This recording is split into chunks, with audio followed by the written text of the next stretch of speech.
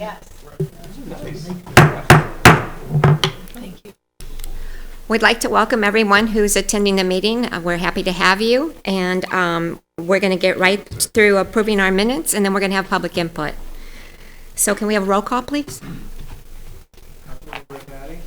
Here. Councilmember Bartoni? Here. Councilmember Reddy? Present. Councilmember Dodwell? Here. Councilmember Vogt? Present. Councilmember McHugh? Here. Councilmember Garicano? Here. Here. Do I hear a motion for the approval of the minutes? Mr. Bartoni and Mr. Grignani? All those in favor? Aye. Any opposed? Any abstain? Motion passes.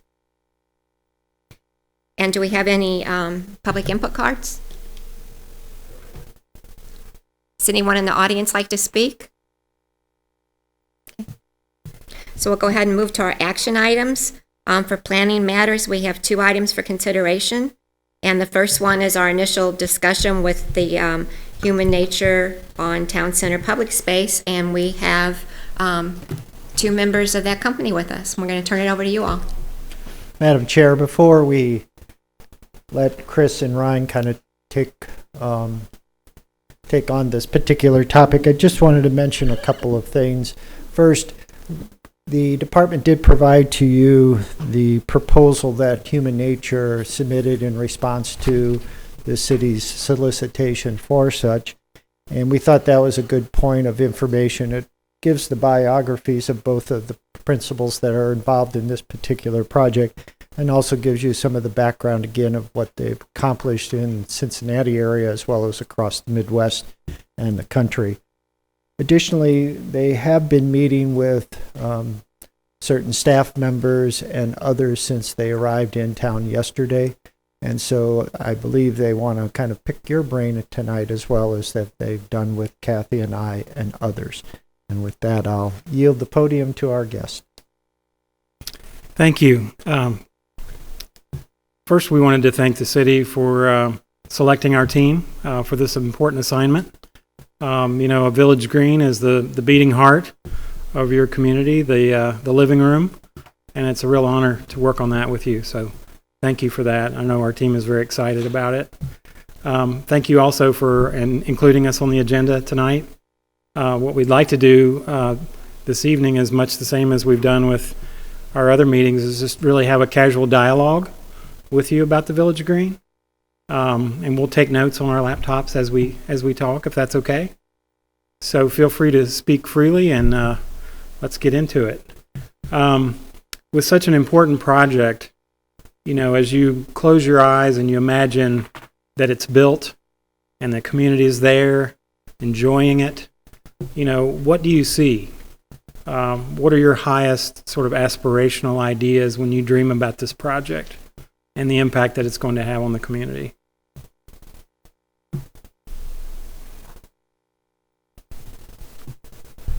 I've already been talking in the other room, so I'll just continue on. I moved out to Wildwood because I grew up further out in St. Charles County. I hiked farm fields, creeks, and all sorts of stuff like that. And so part of the reason that we moved to Wildwood is it got me as far out of the city as I could, but not have to cross a river and not have to make my way for an extra hour into work. So the landscape that we have here in the community at large, in the 65 square miles that we have, I think from my perspective is something that we want to be able to put into our town center so that the individuals that are and families and the business people that are working in this particular area and living in this particular area have an easy way to get to something that makes them feel they're outside, makes them feel that they're connecting with the rest of our community, be it in the trees that they get to sit under, in a small water feature that they can hear gurgle or something, just so that they can get that same feeling of walking through the fields and everything else. We have several other large parks throughout our community that we're very lucky to have. Not everybody is either physically able or has the time or the desire to go hike up and down trails in Rockwood's reservation that are steep and craggy, and some of us enjoy doing that, but a lot of people don't. So we want to try to be able to bring, from my perspective, bring that similar experience into a village green where they have the ability to feel closer to the nature that is what the heart of our community is. That's wonderful. Thank you. What a great beginning. Sure. Glad to speak with you again. So I'll share some of the comments that I shared earlier around, I guess, to answer your question, I want to make sure I understand it, is what would be the village green, or? Yes, and really your highest aspirations, you Sure. know, in terms of features and impacts on the community and that sort of thing. So this is Yeah. a chance for us to dream a little bit together. Yeah, I shared that the village green, from the surveys that I've done around it with some of the residents nearby, or basically the residents in Ward 8, their desire is for a passive space. We have 6 acres of land. It's a place where people can come during the day. If they have young children, it's a place where they can run around, an open green field. It's a place perhaps with a nice trail that goes around somewhat the perimeter that you can enjoy walks, places where you can sit and read, benches, and some of the other kind of architectural features that would allow people to enjoy, whether it's laying down on the lawn or, you know, some nice spaces, nice landscaping out there. It truly has to fit in with the community, and the village green has to be the center for our town center here. So I would expect a network of paths that crisscross the village green so that you can get from one side to the other side easily, especially if our vision is to grow around it. I think it's a place that's going to be accessible by many of the nearby residents. It's an extension of what they'll probably consider their home. So a place where they can just enjoy, even after a long day of work, go for a nice walk over to the village green. I do think a nice little area for young children to play, maybe some small little water feature, something like that on those hot summer days, but also for even the parents or just the adults to sit nearby and listen to the water. I think just the sounds of the community would make it really nice. So it is a place where we could have our concerts there. I think, you know, if it's built in a way that, you know, can maintain itself and its beauty without really getting destroyed with the foot traffic and all, I think, you know, it can handle a concert as we do probably, every month or so during the summertime, those 3 or 4. But I think it's going to be a valuable asset. And just like what we do in Wildwood, whenever we have built a park before, or we're building streets and sidewalks, it really increases the value around it. Not even just from a monetarily perspective, but really from just a quality of life perspective. So it's needed. And thank you for your time. Sure. Thank you. I think I want to comment on what Joe just said. It's really important to have different aspects of the ground that we have, more active, a little bit more relaxing. I think that there's the feedback that I've gotten and I've seen online is a place that people can take their kids to relax and just play in a grassy knoll area. The water feature continuously comes up of what could that look like, a spray pad or something like that. But then in the winter months, what could we utilize that space for too? And we've looked at maybe ice skating rink, you know, like turn that water feature into something else. And I think we've seen some models to that too, so we can maximize the space, but also give something in the summer, the spring, and the winter months for our community to go to.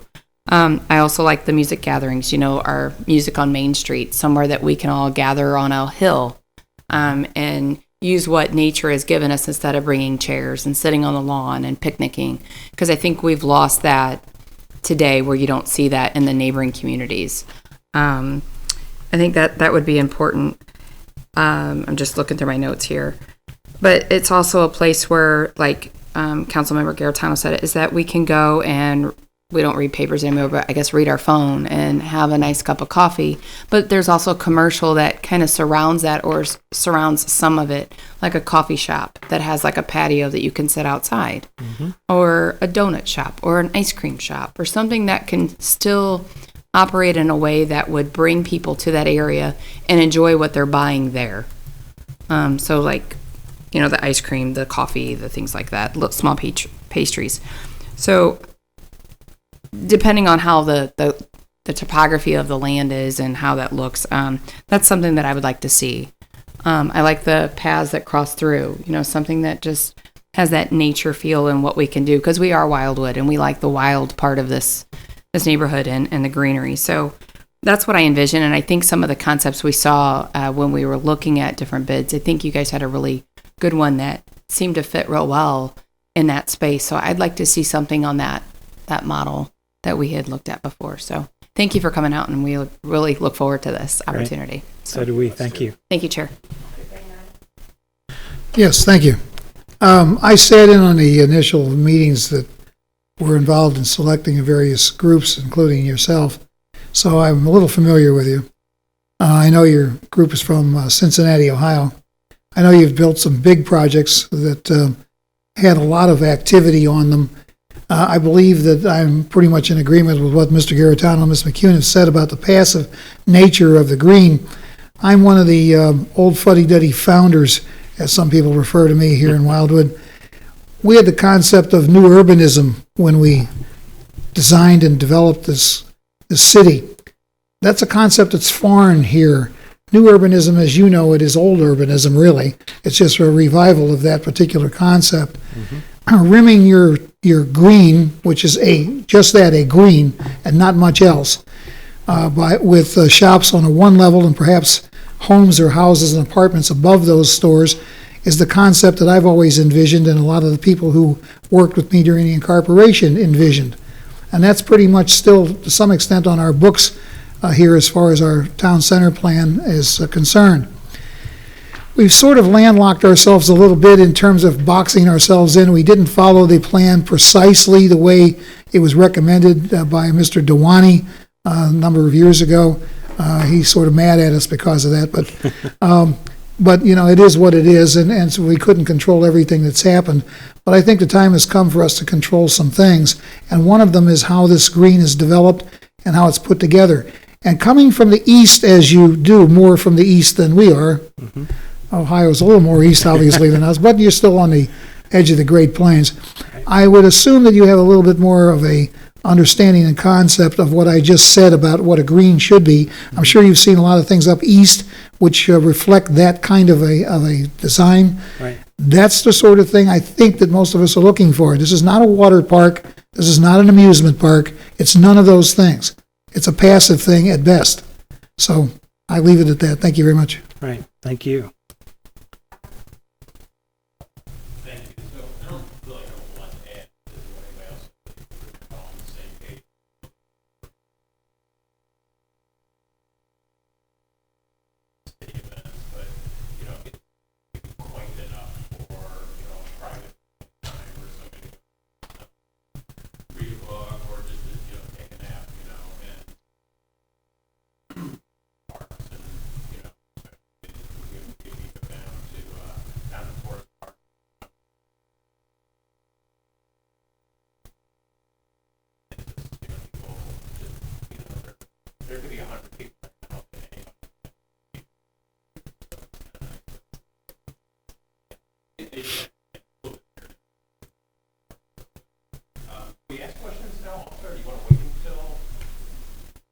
Sure, go ahead. Okay, and you know, going through your like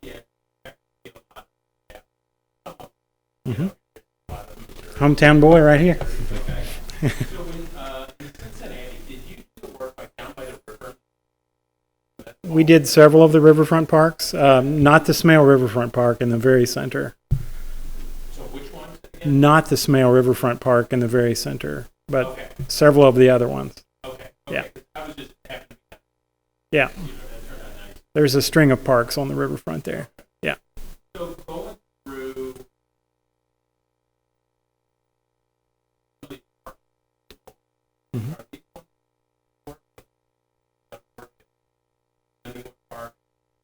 Now that was CDI, which is one of our team members. They're local civil engineers. Yes. And we have Davy Resource Group also on our team with a local office. They're a national natural resource firm, part of our team doing our environmental inventory with us. So, and that's kind of like they now you say that. Yeah. If you do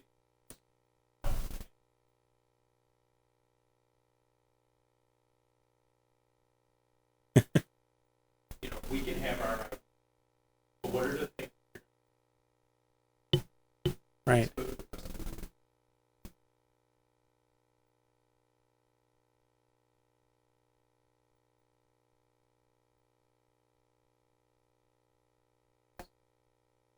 Is that okay?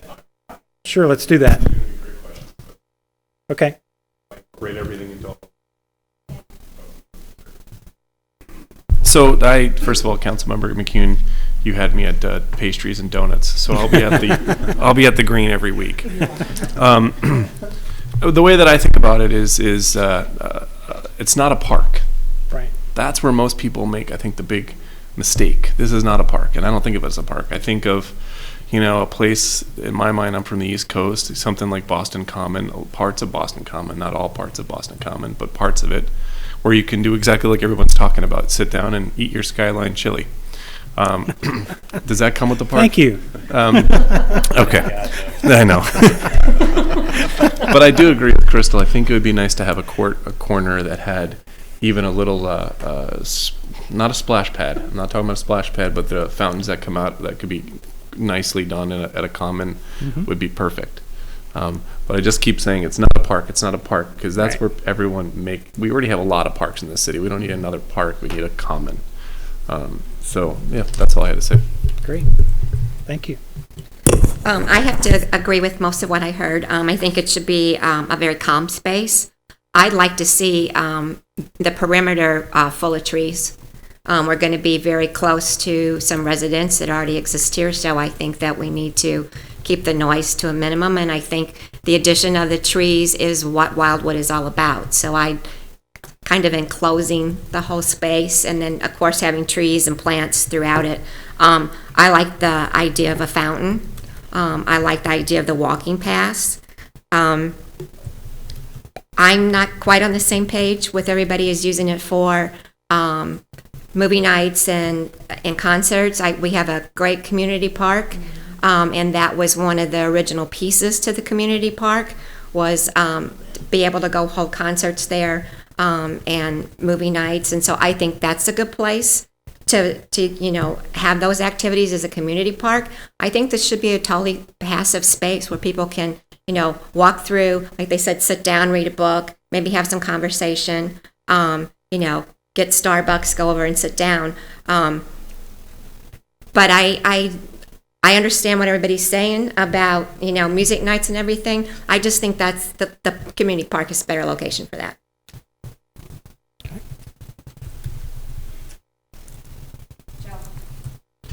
Yeah, I think you're absolutely right. I think it's good to have that flexibility. I shared that with these gentlemen here, that we have heard a lot that there isn't a place where we would have our concerts really ideal.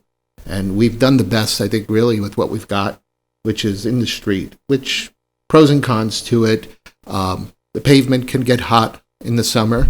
But if you've noticed, that little grassy knoll over there becomes a very popular spot now, because they kind of get a nice view of the stage, and they're on the grass, they're bringing blankets.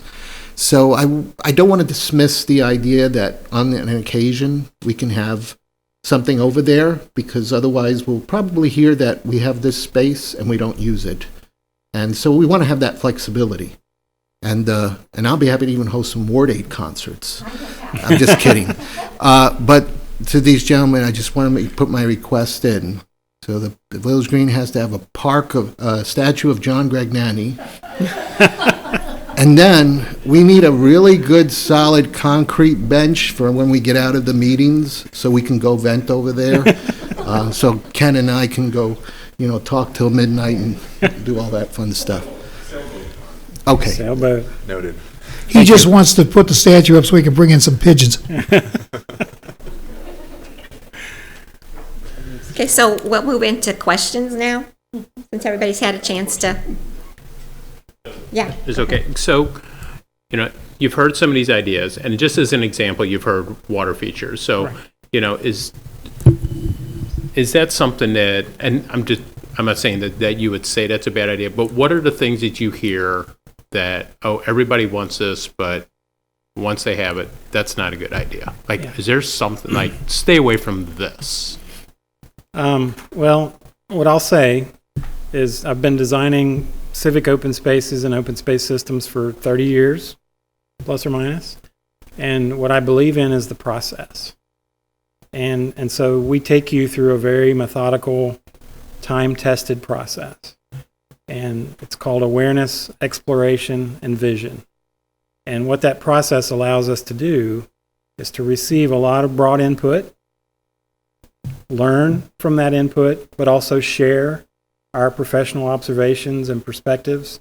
So it's back and forth, a dialogue. Then we share alternative concepts and get feedback on those. We take the best ideas and start to synthesize those into a vision. And so that process allows us to test a lot of things, right?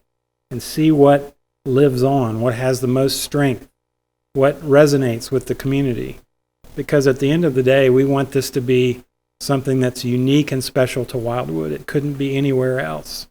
And so it takes time for that to unfold.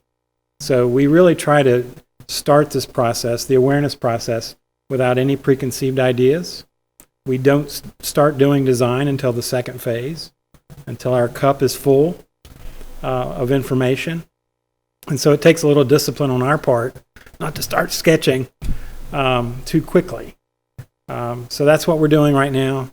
It allows a lot of different opinions, a lot of open discussion, consensus building, and for a really strong vision that's place specific to emerge. And so I've learned to trust that process because we've seen it work many, many times. Okay, and that's fair enough. And I guess this next question would be for Joe and the staff is the handful of places that are in here that are, local, Kirkwood being, and even down in the city and anything. Have you had the chance to reach out to any of those municipalities, ask them what would they have, what did they like, what would they have done different, just like how their experience went? In terms of the firms or a Village Green, per se? I would say, well, probably, maybe ask both questions. Have you, we've made our choice. So I'm not going to, it doesn't necessarily have to be like, oh, did we make the right choice? But just like, what you guys have done, what was your experience? And, was it were you happy with the decisions and the choices you made? Well, With the final work. Right.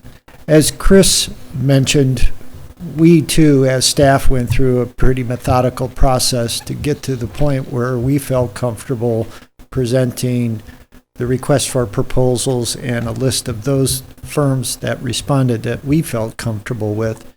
And then we followed that through with the interviews. And then I did at least to a certain degree, visit some of the local locations of those firms that were interviewed to see the product.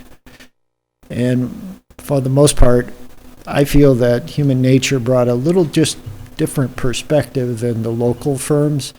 And as I mentioned during our presentations to this committee as well as City Council, Human Nature was the only firm that really recognized that the Village Green could be that economic engine for the downtown district here in Town Center.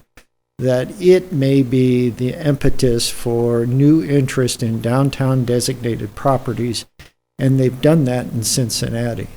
And so that was the key component that led me to recommend or support human nature. In terms of facilities, I think Chris just hit the nail on the head when he said that they want to design a facility, a place that could not be anywhere else but Wildwood.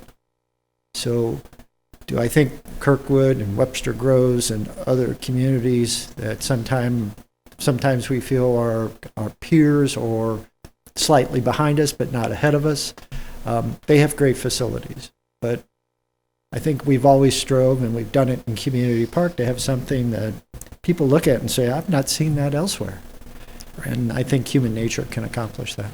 Okay, fair enough. Thank you. Well, and that's not to say that there aren't lessons learned from every project, and that there aren't precedents out there that we should be looking at and talking about and learning from. I mean, we were talking about projects in Sydney and New York and other places. You know, someone mentioned Boston Commons. You know, there's lessons learned in projects like that. There's lessons learned in your new park, probably, right? That you're still building. And so we should share those lessons learned. And if there's things that we feel like, you know, we should reconsider or maybe do a little differently, we should talk openly about those things. Yeah. So just to comment on some of the questions, that was my next question to you, Joe, was what was your feedback as far as what you envisioned the space to be? And I think that we're kind of in line with the same thing. So I think I heard where your drive was for selecting them and what you're looking for. The other thing that I guess I learned from Kirkwood, which I heard a lot of feedback, was the amphitheater, where we're looking at seating for the music. I know that something that's more minor was the concrete. You know, they put the concrete in there for the seating. It made sense, but that was the kind of the downfall of it, took away the nature aspect of it. So I wouldn't want to see anything like that. But I guess, what do you guys envision for your 3 steps? So the first step, like how long do you usually, like each step, what's years, months? What are we looking at? It's usually 2 to 3 months per phase. Okay. And the first phase, like we're started now, is inventory analysis, research, and we're engaging our whole team. So Davey's looking at the vegetative assessment, civil engineers looking at an infrastructure assessment. We're looking at adjacent land uses and views and circulation and things like that. So we're collaborating on that information gathering. We're doing historic research. Spent a lot of good time at the library while we were here. Again, getting to know a little bit about your story and who you are. And these conversations are really, really valuable for us to get a pulse. Okay. And so we're hoping to have our first public meeting probably in March, where we'll share some of our initial findings, and then we'll have some exercises to engage the community and some input. We'll have some tools up and ways to gather that input. Again, just to give us an initial snapshot, and then we'll take that information and develop our concept alternatives. Another 2 to 3 months, come back again, share those alternatives, get some feedback, synthesize those best ideas. So in another 2 to 3 months, you have your final product. Okay. That's kind of the way the schedule works. Okay. Thank you. So this is 6 acres, right? Yes. Okay. And so hard to understand some of these parks that are included here, I'm assuming are much bigger than 6 acres. Some of them are, some of them not. Okay. Washington Park is 8 acres. Okay. Ziegler Park was 4.6. Yeah, 4.5. a little smaller. Okay. 4.5. And okay. again, I think one of the things that Joe mentioned was not just thinking about them as open spaces, but thinking about them as catalytic strategic investments, and that if they relate well to their context and they're synergistic with adjacent land uses and connections and sight lines and scenic views and other things, then they catalyze other things to happen. And so I think being on the edge of the current town center the way this is, this could have a lot of catalytic impacts. And the way it sort of evolves with the surrounding community over time is really important. That those two things complement one another well. So, and that's important just for me to understand because that's nice to know. It would be great if we could just know the acreages for all these, just because it gives you kind of perspective. Yeah. Because just I knew I threw it out as a joke, but a small pond that you could have ducks that come in there, and you could sit at a bench and we'll look at the ducks in the part of it would be great. That could dub in the wintertime as an ice skating rink. That's something that draws people in a town center. If you think historically for an actual village green or a common. But I don't know if 6 acres is too small to be able to have something that's actually legitimately meaningful to do that. Right. Don't know. Well, and that's part of the exploration, because we always end up with a long wish list, Yeah. right? And sometimes all those things are compatible, and sometimes they're at odds with each other. And so we have to test through that alternatives phase, different scenarios, different scales, different relationships, and then talk honestly about them. We think this really works well, but these two things are like oil and water. They just don't work well together. And we start to weed through it that way, and the best ideas rise to the top. And we enjoy that dialogue with you. It's very open and transparent, and it involves the community. I just real quickly wanted to get a definition of what inventory analysis is in Yes. this process, Okay. because I don't know if that means Sorry. looking at You existing know, we all have parks our, that we have in place, or planning just speak. looking at the space that we're talking about. Right. Well, we were talking about that today, as a matter of fact. We're looking at it probably in 3 scales. And so there's a really large scale that's as big as the community and the watershed, and it's kind of contextual scale. And then there's proximate scale, which is the site within the town center area and maybe like a half-mile radius or something like that. And then there's the site itself. And we'll drill into more detail on the site itself. And we're looking at soils, we're looking at drainage, we're looking at vegetation, we're looking at utilities, we're looking at infrastructure, views, sight lines, all those sorts of things. And we'll be documenting that with a series of maps that we'll share back with you. And that's sort of our gift to the community. These are our observations, this is our research, and then we'll ask them for their input. Because you know your community better than anyone else. So, and that sharing really inspires our next phase. So that'll help us identify where we might have issues, where we Yes. wouldn't have issues. Are you also going to be looking at any of our existing parks while you're here? Yes, we have, and we've already started that as well. Okay. I mean, we're not really documenting those just as visually. formally. Yes, Mm-hmm. absolutely, Okay, because they're all very different. they are. Yeah, and I love all the different scales. You have a lot of wonderful natural assets here, and the relationship. I mean, we're particularly drawn to this idea you're between these 2 rivers, right? And this is sort of a ridge line in between those rivers. It's really interesting, the geography of the town center. If you're concerned about space, you may go, I'm going to suggest, if you haven't been there, that you go down to Clayton and Strecker and look at our anniversary park, which is one of our smallest parks that we have. Okay. But just kind of look at how that is situated. That's got more playground equipment, and it doesn't have big green space, but you can look at some of the challenges. It's got a creek running right behind it. Some of the challenges that we're able to put into a more densely populated area of the city. So Great. For that recommendation. Yeah, thank you. Yeah, I just have a quick question for you. Excuse me. Are you familiar with Lafayette Park down in the city? Yes. Yeah, well, yeah, you're from the area, so you might be. That's probably as close to the concept of the old urbanism as you can get. Okay. Of course, the city of St. Louis is much older than we are, but that's kind of what a lot of us thought about when we thought about something here in Wildwood. So it's a template to kind of look at. I don't want to replicate it, but it's something to look at. And when we come back with the community, some of the exercises that we'll do, we'll have some visual preference and precedent images that we'll share, and it's a really great way to sort of tease out what you like and don't like, and what precedents are relevant and which ones are not. And we'll do that both in a broad sense, but also start to look at features and amenities and things like that, and get a sense of what your preferences are. So thank you for those leads. We'll probably use those as some of that material. Any other members of the panel have any questions? Okay.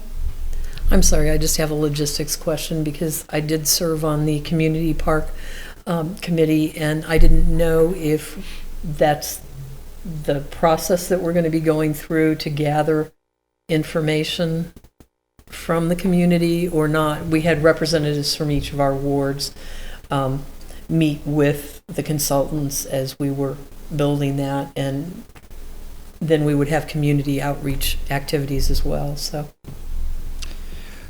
The RFP did describe 3 tasks. The middle task, or the second task, was the public outreach or public input, and that was the largest of the 3.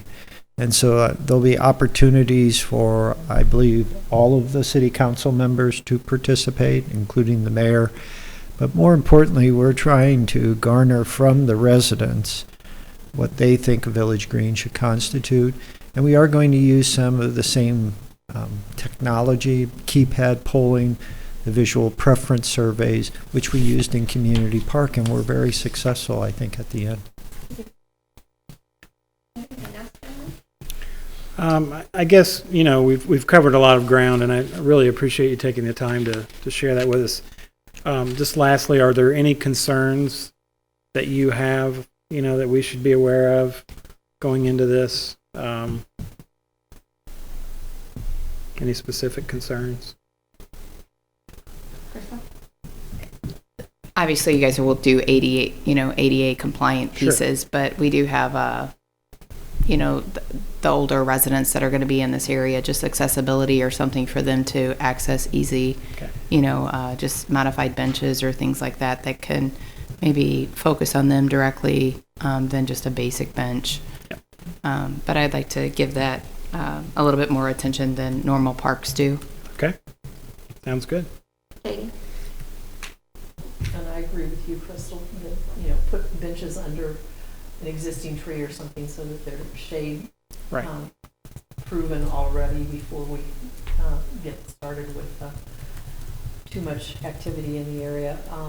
But also, I too am a little concerned about if we were going to hold concerts there, we've got homes that are right around that area, and I just wanted to let the rest of the committee know I'm a little concerned about the size of this space and the location of this space being able to hold the city concerts. It was much different when it's much different when you're shooting sound down the sides of buildings to go towards a grocery store than it is to have it sitting within some residential area. So as we're looking at concepts for potential music and things of that sort in this park, we want to make sure which direction we focus any kind of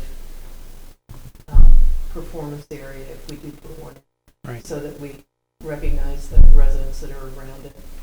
And that would be a great topic to explore in our alternatives, like how large, right? And how large of a crowd, how is it oriented to the community? And, we could play with some different alternatives, kind of find out where everybody's comfort zone is on that. Yeah. A lot different to having a rock band versus a guitar ensemble. Right. Don? We've had a lot of great ideas. Unfortunately, I think we're going to find out that we can't be all things to all people. So, somebody is in this 35,000 population city is going to be disappointed. But I'm leaning more towards, less is more sometimes, and, just more quaint than gaudy. Right. Thank you. Sorry, I had one more. The facilities for people to use, just kind of blending in with the aesthetics is more, I wanted to see what you guys have established for those types of facilities, like a water fountain and restrooms. Okay. Because those can be an eyesore. They're needed, but how do you blend them in? Right. So that's my concern, is that we kind of offset those to not take away with what's there. Okay. Yeah, when I echo what Kate said about the area, if we do hold some kind of events there, we definitely have to be conscious of some of the neighbors there, because that's an issue that I hear about already here in Ward 8, that people can hear the music coming from like where Table 3 was, or even some of the other places. So if we're going to, which we do concerts as it is now, so that when they do happen, sometimes I do hear about it, and I try to remind folks this is just going to be a short while and it'll be over. But yeah, placement, location would make sense as to that. I think too, somewhat kind of pet friendly, as people are have a lot of dogs and pets that, they might want to take them out for walks and things. You have to think about that. So I would encourage that.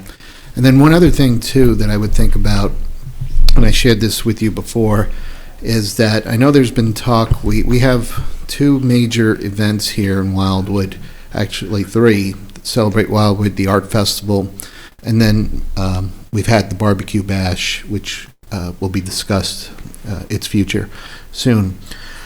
And there has been talk about where these events will be held, especially since we kind of move around, and we've been very fortunate that we can use the space that's next to the movie theater, but at some point that space will go away. So folks do want to find a good home for these types of events.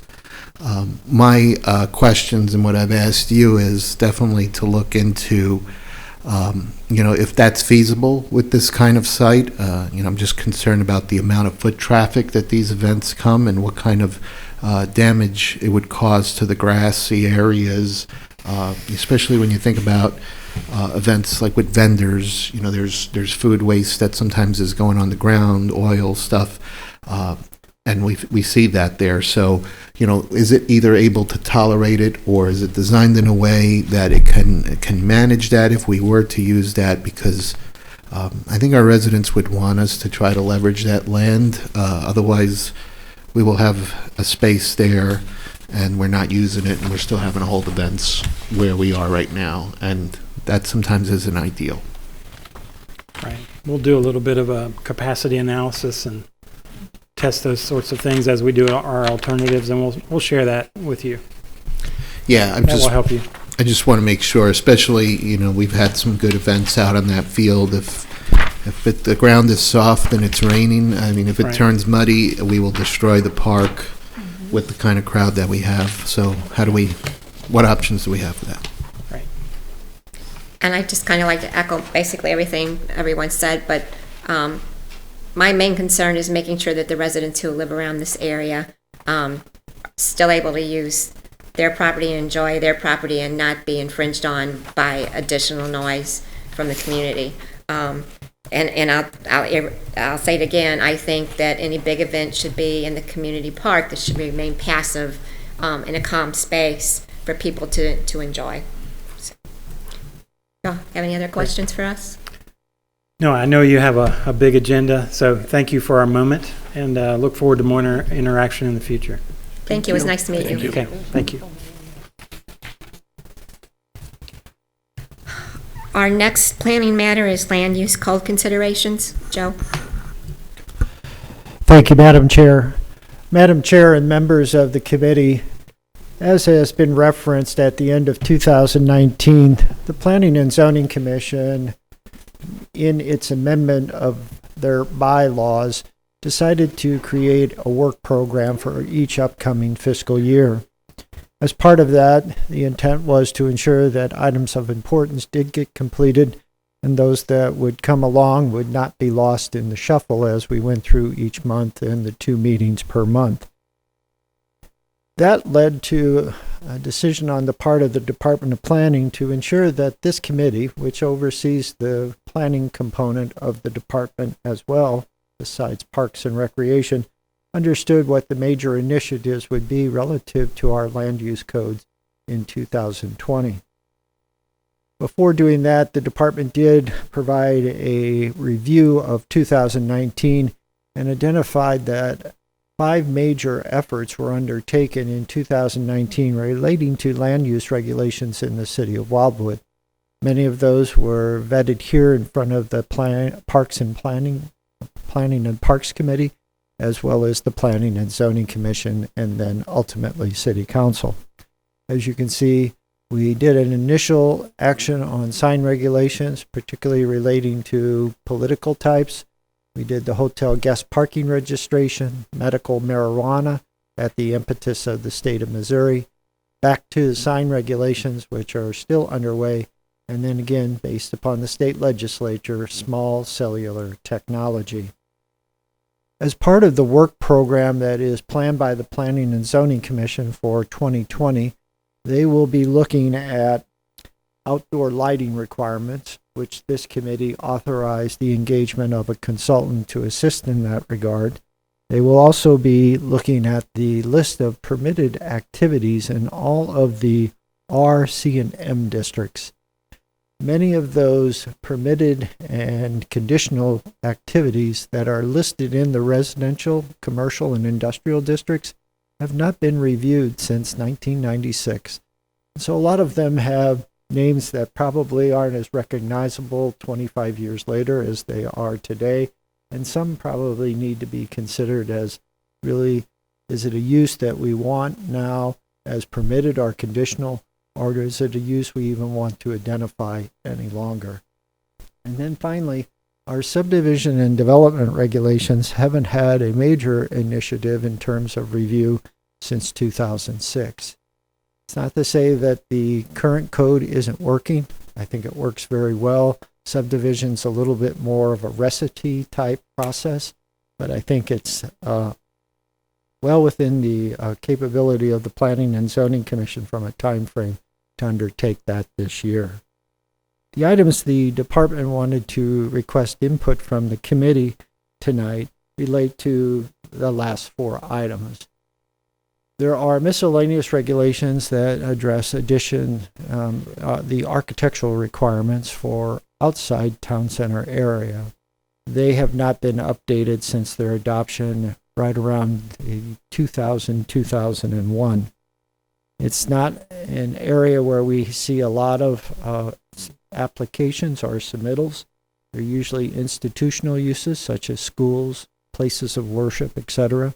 But it is something that hasn't been reviewed for a bit of time, and certainly the committee could recommend that that review start with the Architectural Review Board if it should choose.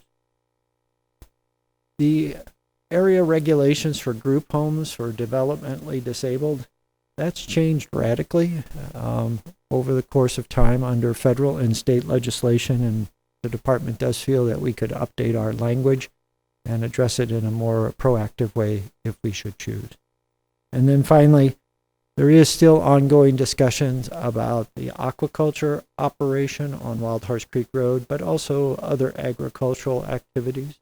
And so there's an opportunity here to look at those and take it in the context of the constitutional amendment, the right to farm effort that was successful before the voters of Missouri, and then any others that you have on your mind that you'd like to offer for consideration. So we have 3 items that are already on the Planning and Zoning Commission's to-do list, but I did want to give you an opportunity to see 3 others, plus any others you may have on your mind tonight. Thank you. You ready to take some ideas? Yes, sir. Sharpen your pencil there, Mr. Cruz. As you well know, we've had a host of items come up recently with which we have not had any idea that we would be confronted with back 25 years ago. As technology has changed and people have decided to do new things, you know as well as I do, we've been confronted with things like damming up creeks, water features, animals on various properties, etc., which has presented us at times some great consternation. I think somehow or another we need to get a handle on some of that stuff. I don't know how you can look into the crystal ball and see what's going to come ultimately down the road, but we already know that some of these things are already here upon us.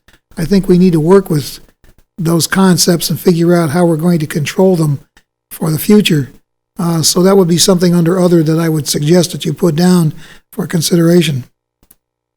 I have it written down, and I believe the other two staff members as well, so we'll add it to our list.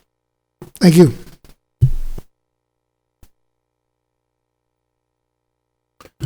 So, Joe, just for clarification, so the 4 items, the lighting, or I guess the 3 items, the lighting, the zoning, the signs, that is on P&Z's schedule.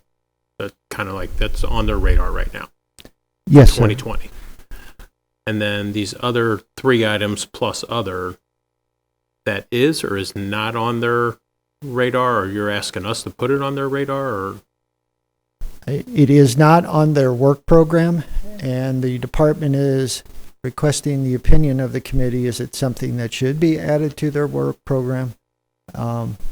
And then again, the other is there something that you've heard from your constituents over time that, boy, I wish you could regulate that, or I wish you didn't regulate that, or something akin to that?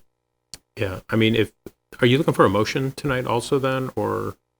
Yes, it would be beneficial if you have items you would like to add to the work program to do it via motion. Okay, I mean, I would make the motion that we add these other 3 items to their work program. And if anybody has a 4th one or 5th or 6th, I mean, I'm probably okay with that, but I will make the motion that we, plus Dr. Gragnani's 4th one. So I'll make the motion that we do add those to P&Z's work program. And I'll second it.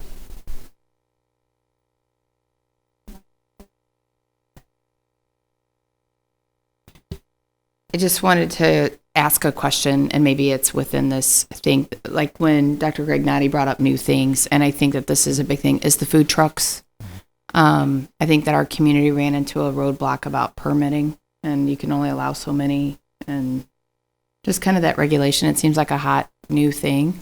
So I didn't know if we were already looking at that, or if we looked at that. It's just something that's evolving even more today as far as the vendors and permits and licensing. So do we already have that, Joe? Actually, we have in the past reviewed regulations that would have made food trucks, vendor carts, things along those lines much easier to accommodate under a special events permit or some type of other authorization. We heard from a lot of the brick and mortar businesses in town that, why would you want to do that? We're paying rents, we're here, we're part of the community. And so at the end of the day, the Planning and Zoning Commission did not necessarily change what we have in place, which is pretty restrictive in relative to having temporary vendors on either private or public spaces offering services that many of our brick and mortar businesses do at this time. Okay. I wanted to answer Crystal's question to some extent, and I hope you'll agree with me. Maybe you won't, but one of the problems we ran into already several times, we got snagged when we go back to Strecker Farms issue. We got snagged on that years ago because we didn't know enough about the toxicology of the land, and we didn't have a process on how to assess what was happening, and that's led to years of machinations over a piece of property, okay? What I want to see us try to do is avoid that in the future if we can. Now, I can't look into the future and see every possible contingency, nor can you, nor can Joe. But we already know what things have been thrown at us, which could be thrown at us again. We've had issues with a public health problem that has arisen on a particular item recently. We need to be able to assess what's happening with these things at the time that before they're built, instead of dealing with them after the fact. And that's pretty much where I'm coming from. It's been a really ongoing bad problem for us. It's caused terrible weeping and gnashing of teeth, as they say in the Bible.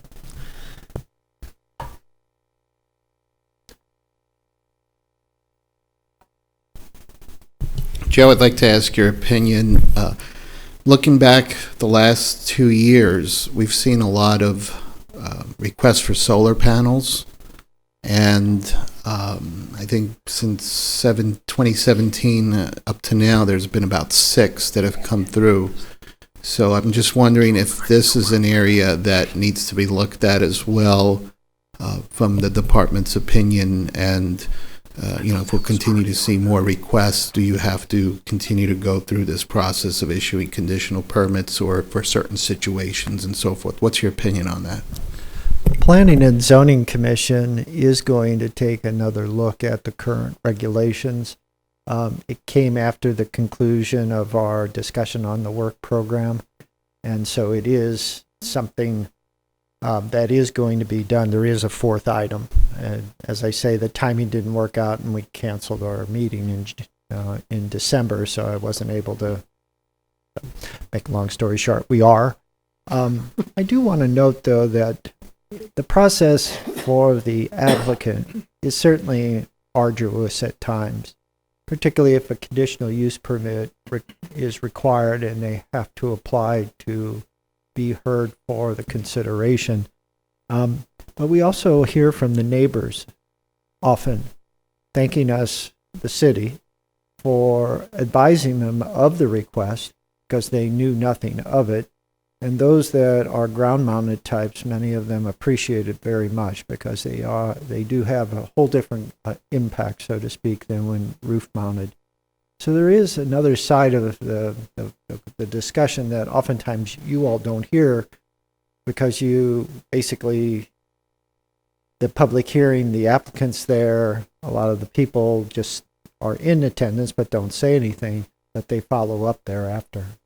So, Joe, quick follow-up question. If someone were to wish to install a rear-mounted solar panel, rear in the back of their home, and I'm assuming I think that's allowed versus the front where, do they still have to go through the city or can they just go ahead and do that? It's a zoning authorization and then a county permit. And our authorization of solar panels when not visible from the street or ground-mounted is about a day or 2.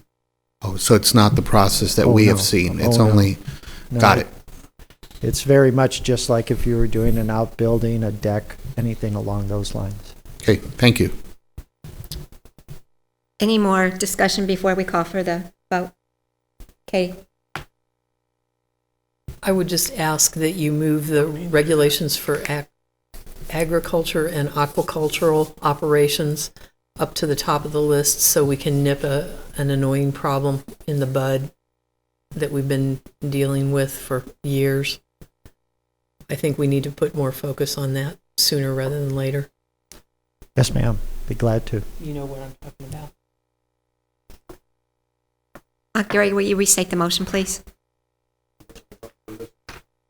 Motion to consider the items suggested by the department concerning code components, in addition to consideration and anticipation, new or future matters, code matters that might be. And I've listed such as, the impact on watersheds, which our watershed erosion task force is looking at, water features, exotic animals, new trends, food trucks, and those were the items I heard. All those in favor? Aye. Any opposed? Any abstain? Motion passes. Joe, just for clarification, when these regulations are looked at and if there are any changes implemented, does that apply to retroactive as well or only going forward? Only going forward. Got it. Everything then that would be, let's say, contrary to a new regulation is grandfathered and it's legal but non-conforming. Got it. Thank you. And now we're going to focus on our park matters, and there are 8 items for consideration. The first one is a national fitness campaign outdoor gym for the community park. Joe? Thank you, Madam Chair. Madam Chair and members of the committee, as you know, the Department of Planning and Parks was contacted by a vendor of this particular type of fitness equipment, and they have a unique process to kind of engage the community in potentially installing one or more of them. The representative is unavailable, obviously, tonight to discuss that process and the equipment itself, but the committee did ask that we contact Maryland Heights, visit Maryland Heights location, and then share that information with all of you. Miss Arnett did that legwork for me, so I'm going to let her speak at the podium about her discussion with the parks person in Maryland Heights and the images she shot while they're visiting.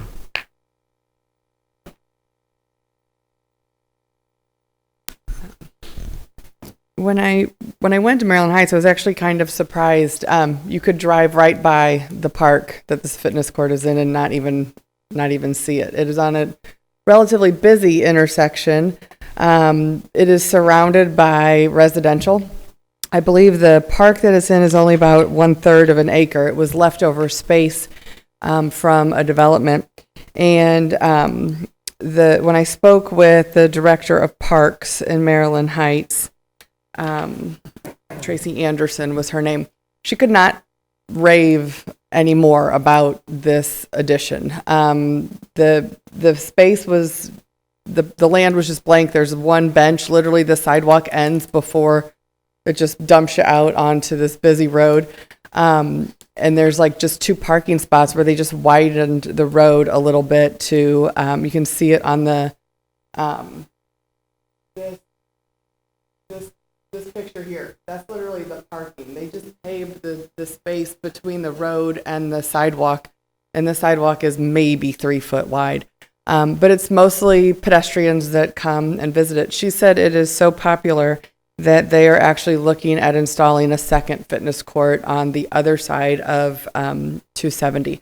So you can see in the photos, I'll kind of go through them for just real quick, but again, it's surrounded by apartments, single family residential, and all residential uses. They don't have complaints from anyone using the equipment. They did not seek sponsors. You can see on the left side, the second one in is the city logo on the back. So they branded it with their own information. I know that was one thing that we had discussed at the last meeting about, some of the examples do have sponsor logos and things like that.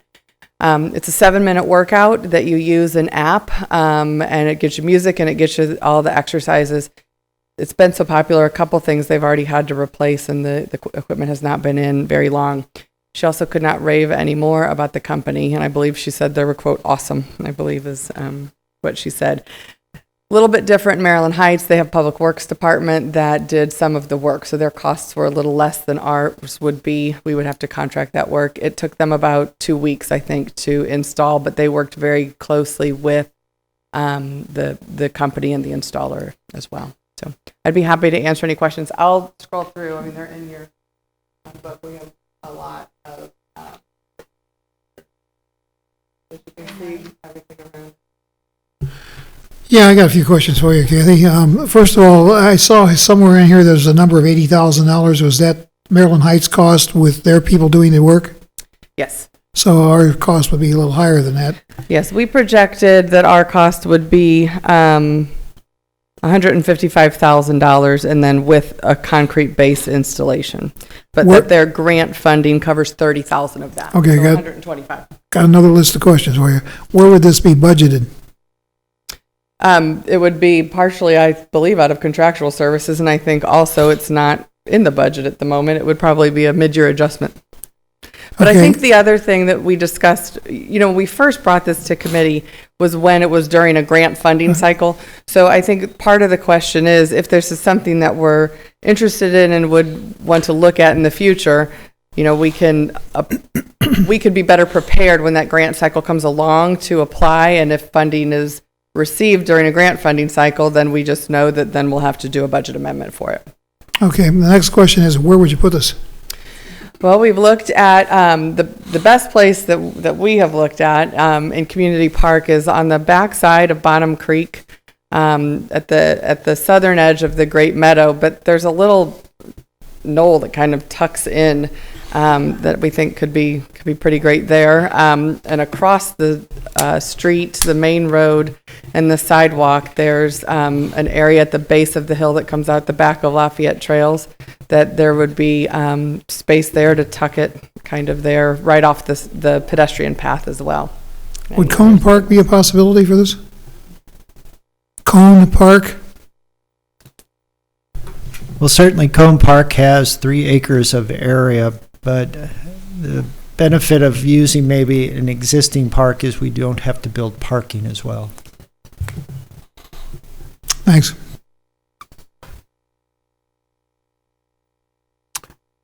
So the place that Maryland Heights put this is a little bit different than the place that we're looking to put this. So do you have concerns about the use or their lack of just being non-residential?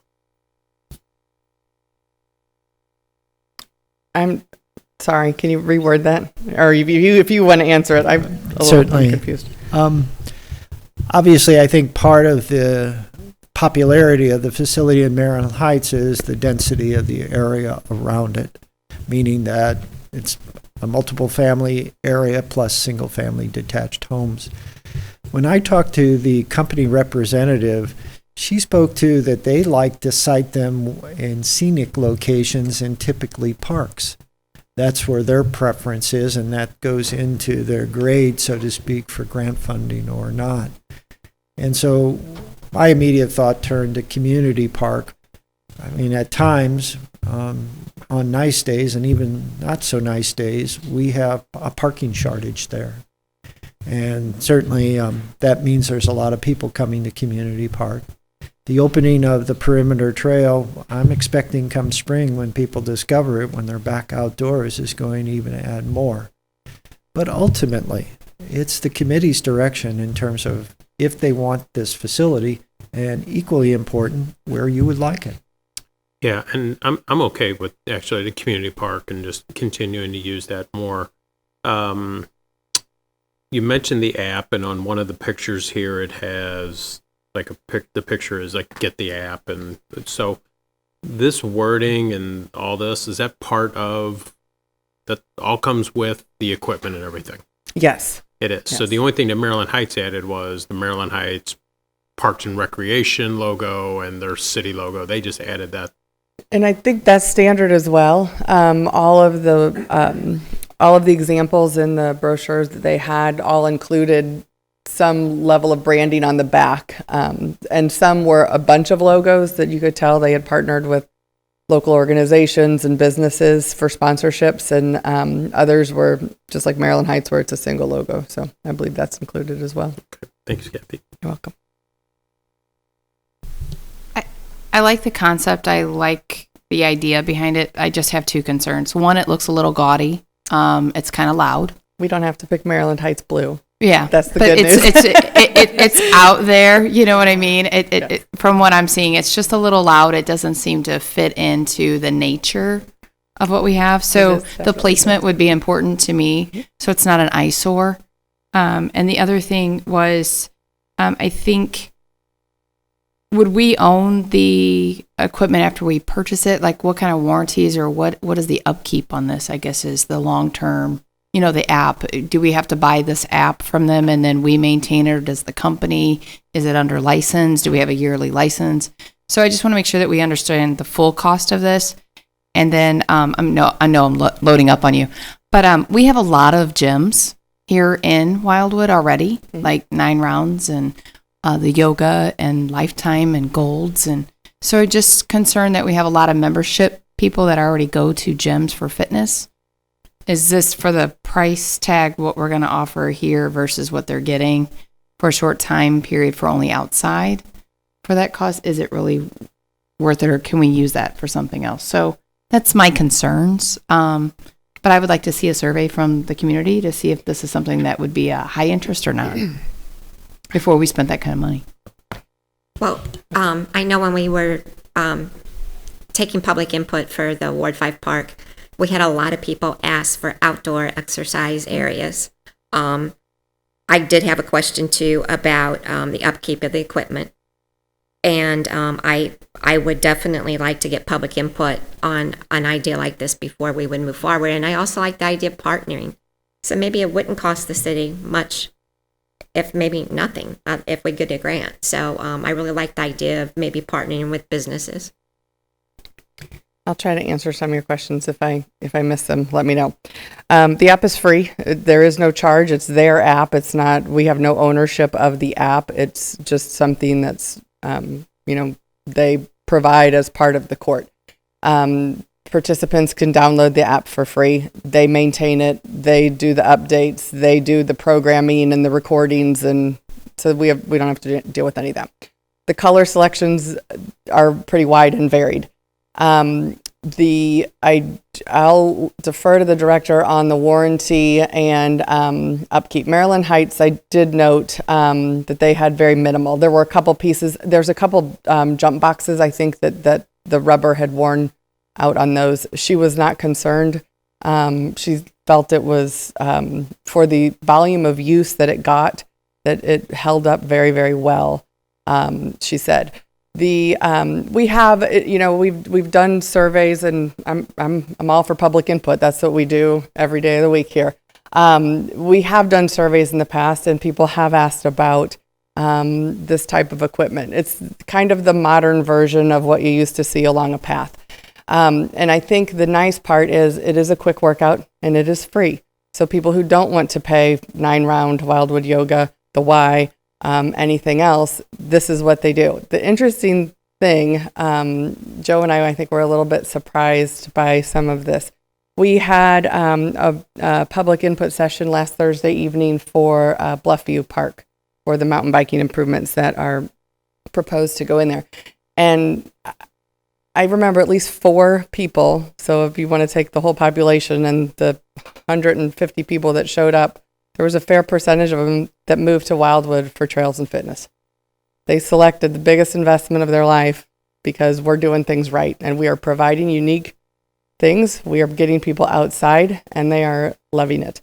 So I think providing, obviously you all have to sign the bills and approve that and make sure it makes sense, but I think providing a pretty unique opportunity to go above and beyond a walk on the path, I think, and especially at 7 minutes, because I'm a lazy workout person. I think it could be very well used. But Joe spoke with the reps, so I'll defer to him on the warranty. We did not discuss in detail the warranty information, so that would be something that I would have to get back to the representative of the company and get more information for you. I would expect that there is a minimum year warranty, like on most of the equipment we purchase for our park facilities and trail improvements, but I don't have the specifics, and I can certainly provide that.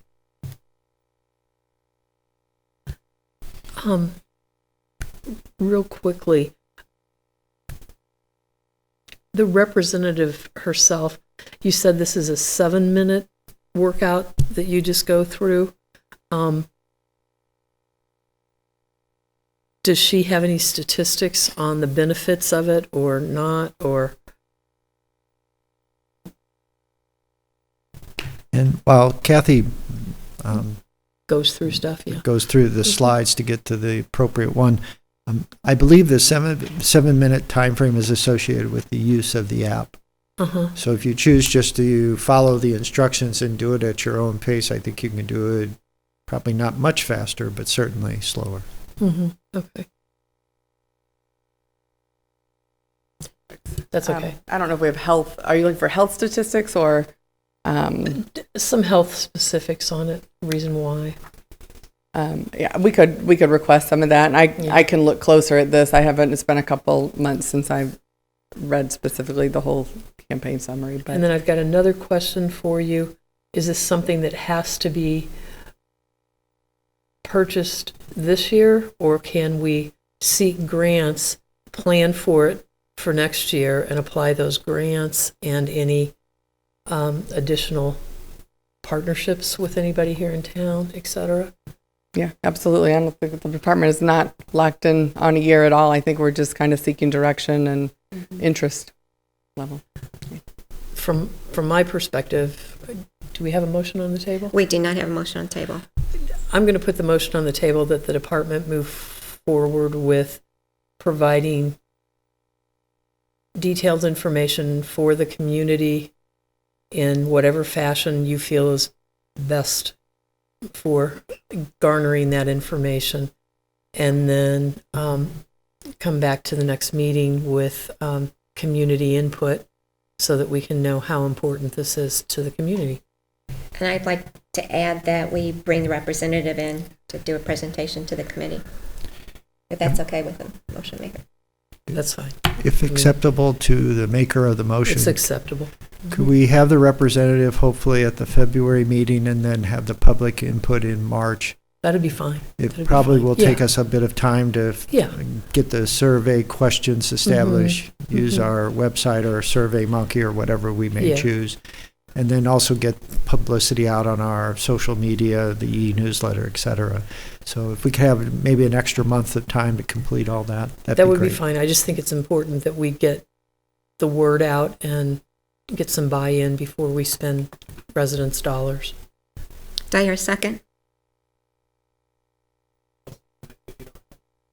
Don seconding the motion? You can have, yeah, go ahead. So I guess my question would be is I'm just concerned if we move forward, I want to make sure we have the option of where we're going to put this. I don't want to throw this up in the air and say, hey, this is a great idea, but where does it fit? So I would rather focus on what's the market, where do we feel that it's best suited before we move forward? Or maybe come up with ideas of where it can be placed or where it should be placed. So I just don't like the idea that, yeah, this looks like a great idea, but we don't have a plan of where it's going to go. Well, I think that would come in the public input portion of this, that the public would give us an idea where they think it should go. Joe? Well, Ms. Dodwell had a comment, so I'll wait till she's... I was just going to say, I think the community park is the best location that we've got for it, because we've got some open space there. We've got individuals that are coming down those trails already, doing running, walking, etc. I think we've got people coming from all parts of our community into that park, more so than if we had it at Anniversary Park or if we put it on Bluffview. There's certain types of individuals that go to those particular parks. So, and I don't know that I like adding it to the side of a street. I don't know that we've got any property anywhere we can do that with, but maybe we do. Yeah, I would just like to throw those ideas out to the community and not just randomly pick, oh, I like it over here, I like it over here, because then we really have to narrow that down. So I'd like just some input from the department of where you think it would best fit for what this requires. Just some understanding if you're going to put a survey out that these are the options. With the permission of the chair and the committee members, we can have a list of items at the February meeting, locations, I mean. And at that time, you can also hopefully hear from the representative and explain their company policy of where they like to see them cited, particularly if they're offering grant funding to that community. So we can provide that to you in February. Hopefully we may have the draft survey available so you can see the questions we're asking of our residents regarding this facility. And we could perhaps add a question of where would you like this in the survey? Right. Yeah, I mean, as long as it's, I just don't want to go too broad. Certainly, we can actually give a few choices. You know, Yeah. obviously, Mm-hmm. if we want maximum use, those are areas like Al Foster, Memorial Trailhead, Community Park, Anniversary Park. Those are the locations. And then it could even be considered here near City Hall. Yeah. There's still space behind City Hall. Thank you. Joe, don't we still have space at, was it Ward 2, across from Child Development Center? Yes, that's correct. The Woodcliff Heights property, which is actually 6 acres. There's an area right next to Strecker Road that certainly could accommodate it. So we'll add that to the list. Thank you. Any other discussion? Gary, will you restate the motion, please? Motion for the department to gather additional information. Afterwards, prepare for public information gathering. All those in favor? Aye. Any opposed? Any abstentions? Motion passes. Our next item of business is the Farmers Market Manager Agreement. Thank you, Madam Chair. Madam Chair and members of the committee, as is described in the memorandum that's been prepared for tonight's discussion, the city has been hosting the farmers market since 2009. So 2020 will be our 11th year of having a farmers market available here in Town Center. Over the course of that period of time, we've had 4 market managers. The first was a gentleman that participated at the Kirkwood Farmers Market and did a year for us and did a great service because he got it off the ground, so to speak. Thereafter, it was Glenn Gailey, followed by the Sacketts, and most recently, the last 2 years, Natalie McAvoy. For whatever reason, besides just the capabilities of Miss McAvoy, the farmers market has taken off in the last couple of years. The number of vendors on any given Saturday have significantly increased across the board, meaning that instead of having our greatest number of vendors for a few Saturdays in June and July, we now have a good number of vendors every Saturday, providing a wide range of vegetables, produce, and other items. Ms. McAvoy has been able to solicit those people, get them interested, and most importantly, the vendors are happy with the market. Most recently, the Terrain magazine, which does a survey of best trails, best this, best that, identified the city of Wildwood's farmers market as the second best farmers market in the area, behind Cellular. And so that's quite an honor. I'm sure it was because a lot of the same people that filled out the survey liked our trail system, but it's nice to see. Miss McAvoy, in summary, I think has done a wonderful job. And she is interested in coming back for the 2020 season. There would be no increase in her fee. She's willing to accept what was paid to her for the past 2 years, and that's $18,000 for the season, which begins Memorial Day weekend in May and concludes either that first or second Saturday in October. And it is a continuous schedule of Saturdays. And in past, during Celebrate Wildwood, the farmers market would take the Saturday off. But this year, obviously, with the change in date for our Celebrate Wildwood event, it'll be a continuous stretch of Saturdays.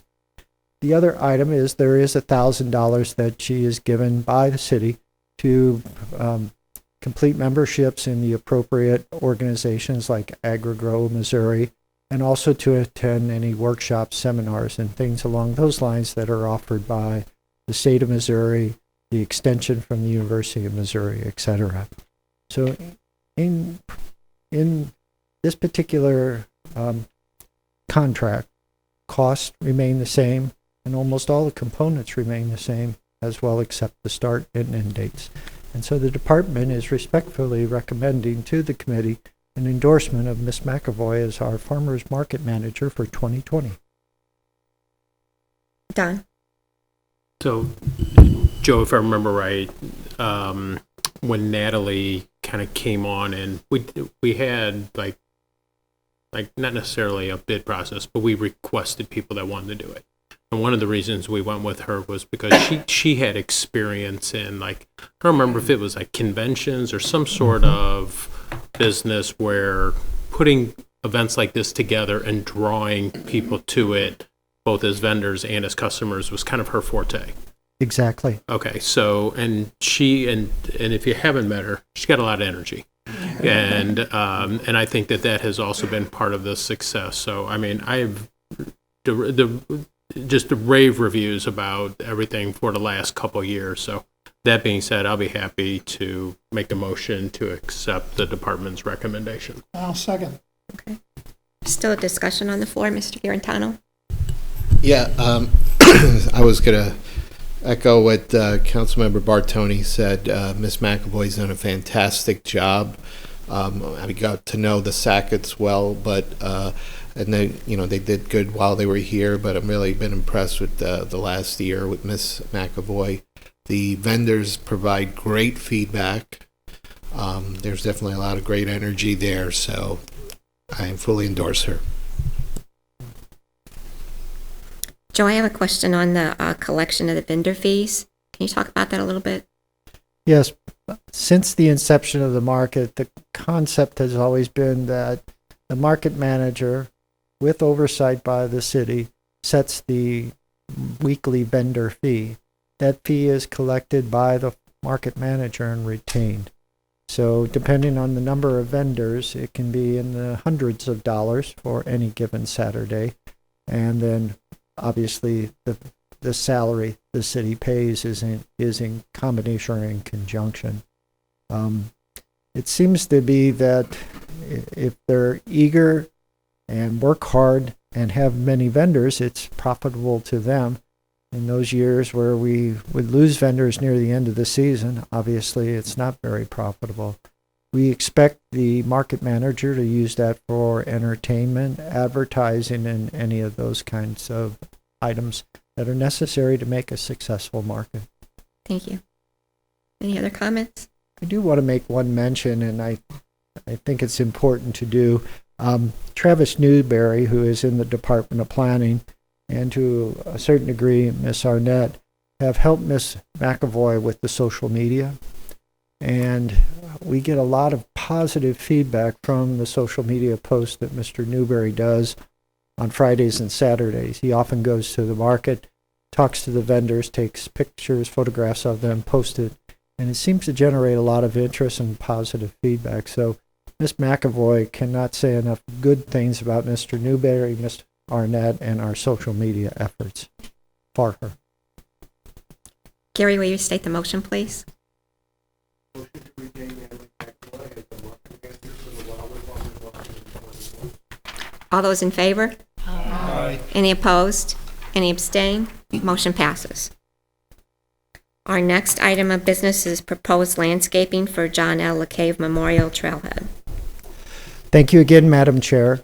Madam Chair and members of the committee, the Department of Planning and Parks, as well as City Council, completed a major project in 2019 at the southern terminus of the Chesterfield Monarch Levee. The park was named after a Wildwood resident that was killed in a car accident while biking on State Route 109 many years ago.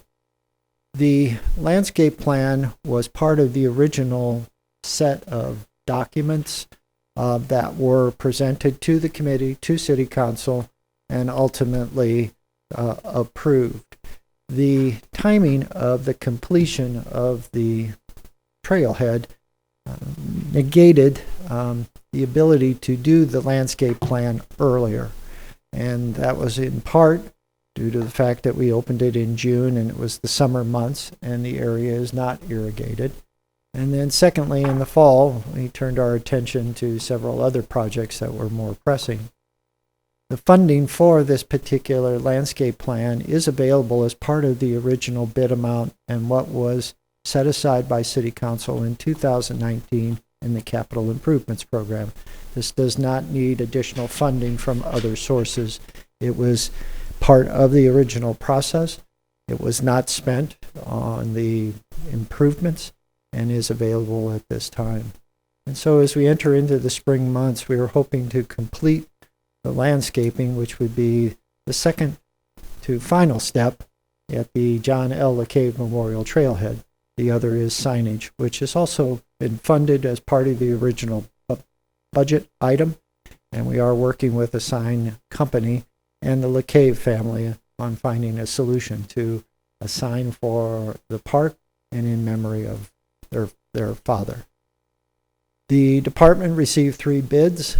Land Design was the low bid. It is a company that has done work in the city of Wildwood and is recommended by TerraSpec, the landscape architect firm that prepared the plan. And so tonight we'd like to present this particular proposal to the committee for consideration and endorsement. And if such, we would take it to City Council and then hopefully in the early spring have the plantings installed at the trailhead. A final point, the U.S. Army Corps of Engineers and the Chesterfield Monarch Levee District have both reviewed the landscape plan and endorsed it. Mr. Grignani? On behalf of Mr. LeCave and Larry McGowan, who was very instrumental in helping get this done, of course, as yourself as well, I make a motion that we proceed with the landscaping as recommended by the department. I'll second. So Ms. Dodwell second the motion. Any discussion? All those in favor? Aye. Any opposed? Any abstain? Motion passes. Thank So you. will this be on the next council meeting? It's getting late, my mind's moving slowly. Yes, we're going to do our best to keep Okay. the momentum moving, so we're not Okay. planning in late spring or early summer. Yeah. Let's And our next item of business is the discussion regarding changes to the annual city calendar and photography contest.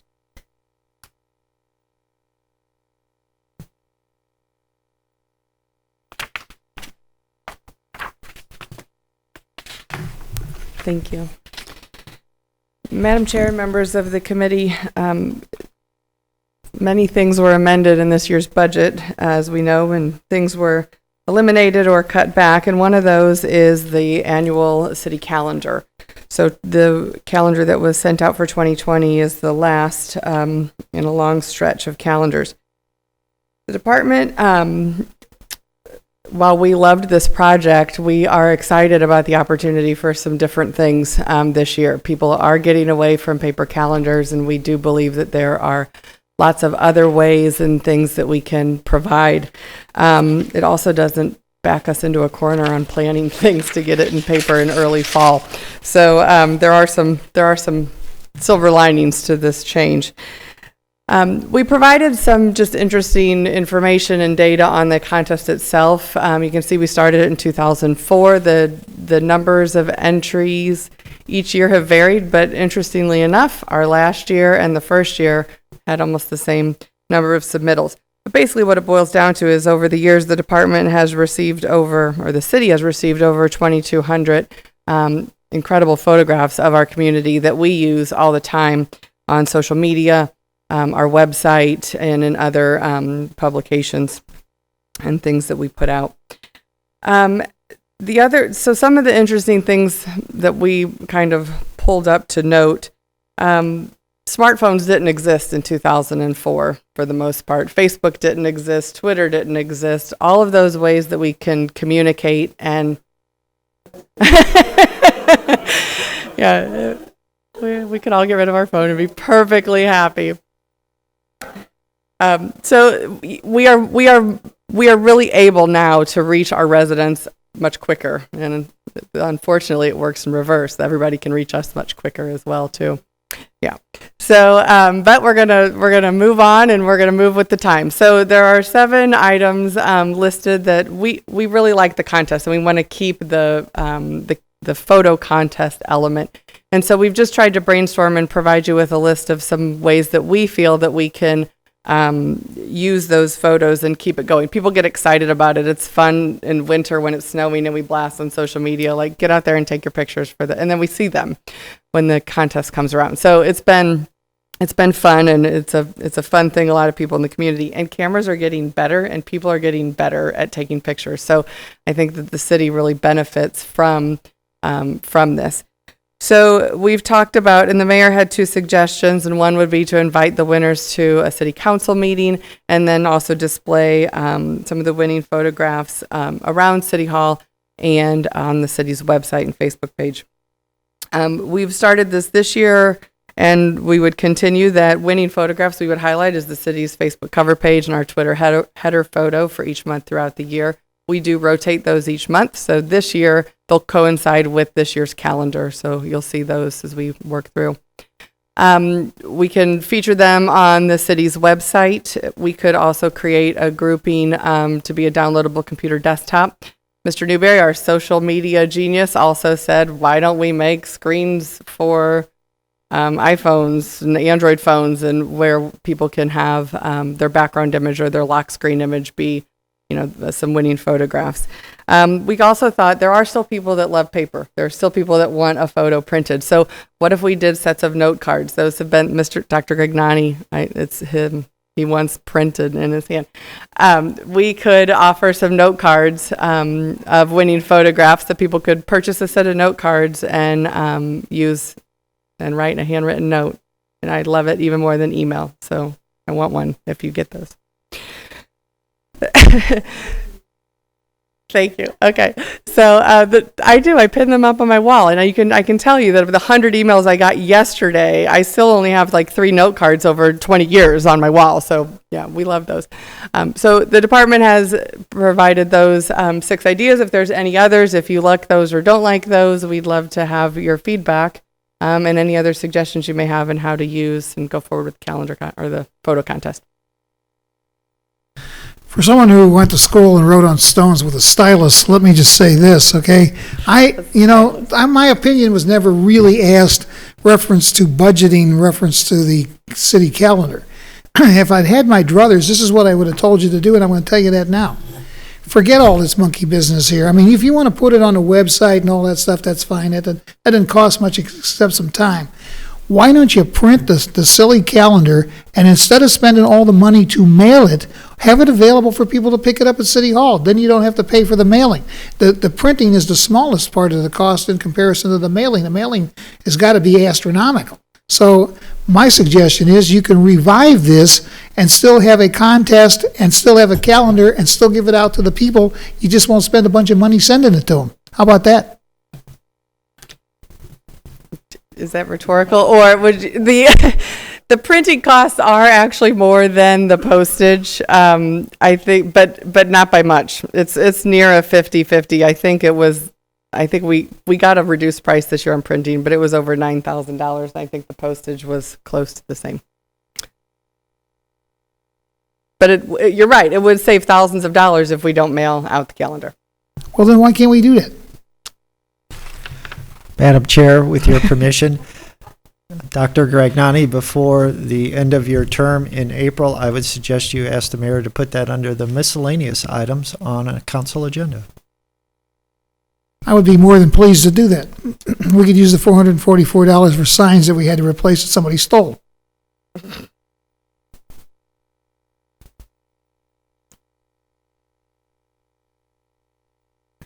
I would like to make a motion that we move, well, first I've got a question. We've got 6 ideas here, all of which I think are great ideas. Does staff have time to do them? Yes.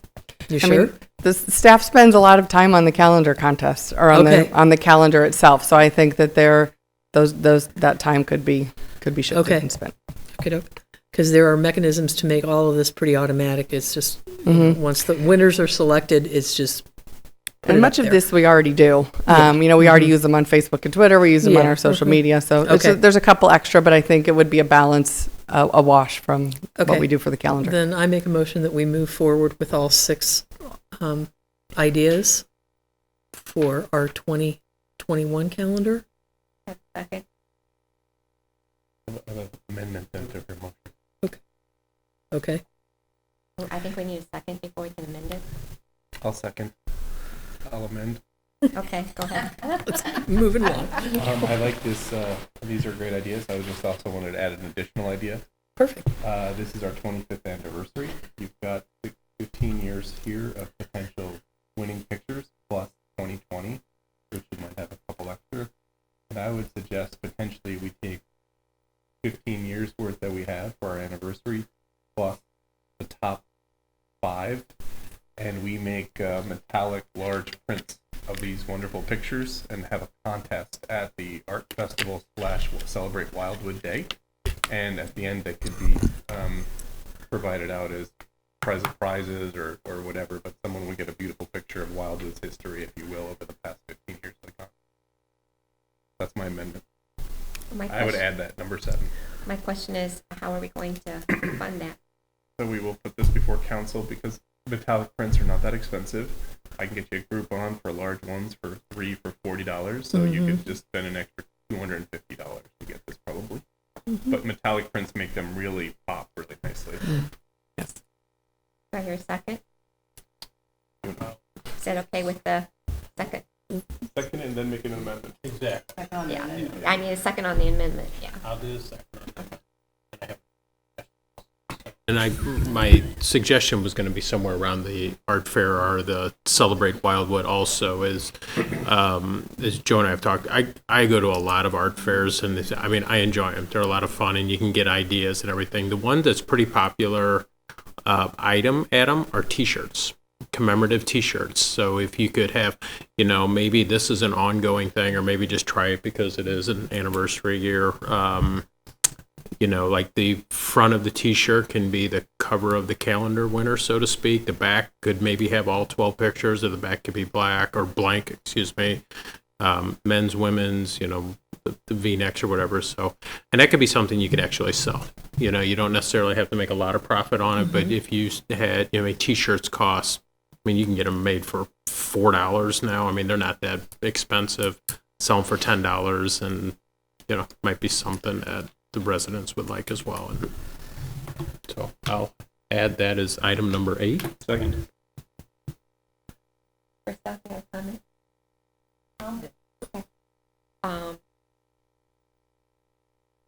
Katie, I'm almost afraid.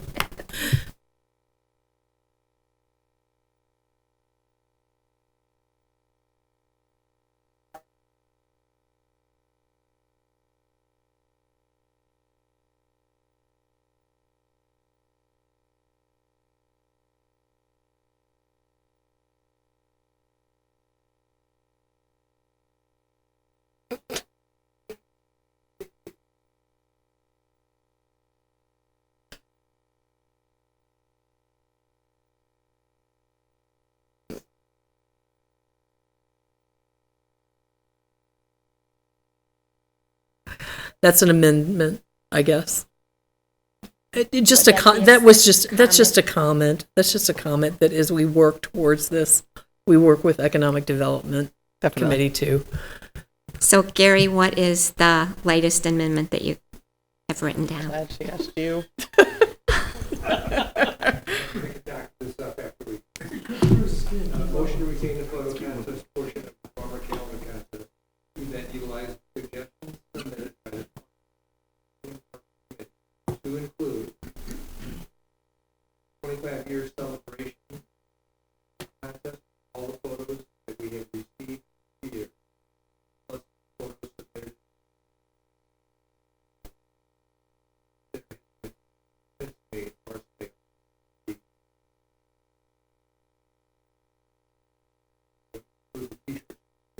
No. Well, we can consider having photos based on winning photos based on t-shirts. Is everybody agreeable? So just to clarify, you're putting them all back into the original motion? Because normally amendment. when you have an amendment, you have to vote for the amendment, and then you have to vote for the next amendment, and then you have to go vote for the original motion. That's where we're going. So, okay, I was just making sure. Then we'll do 3 votes. All those in favor? Aye. Any opposed? Any abstain? Motion passes. Previous amendment?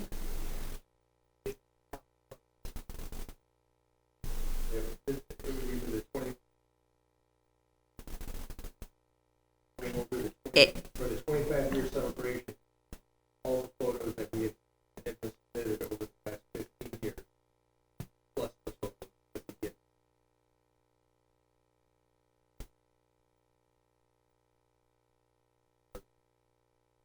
All those in favor?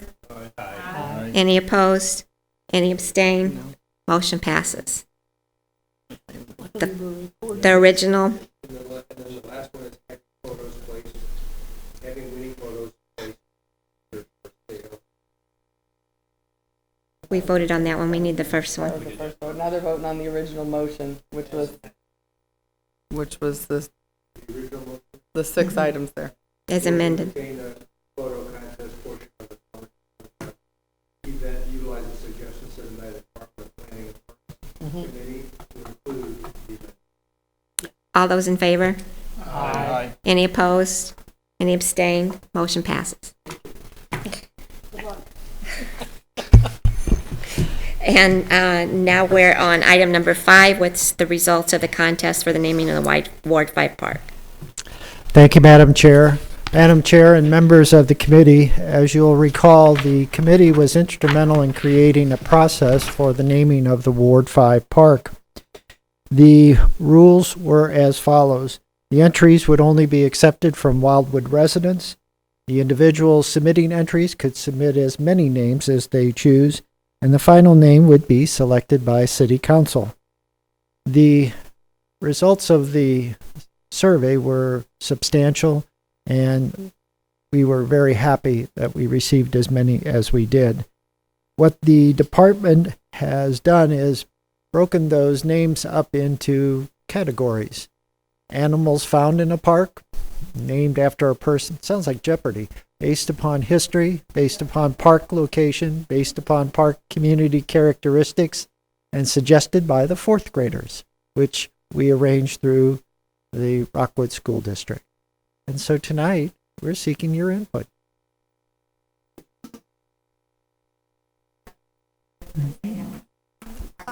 The Director of Planning pulled that from the list. The chair calls McCutcheon Park on the list. I meant to add Gragnani Park to the list.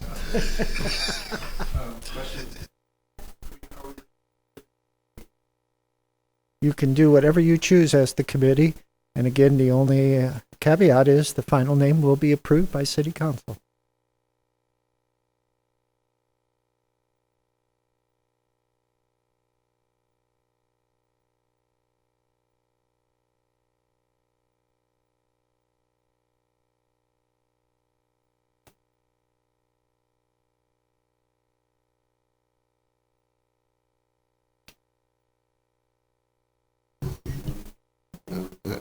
That's actually in Ward 8.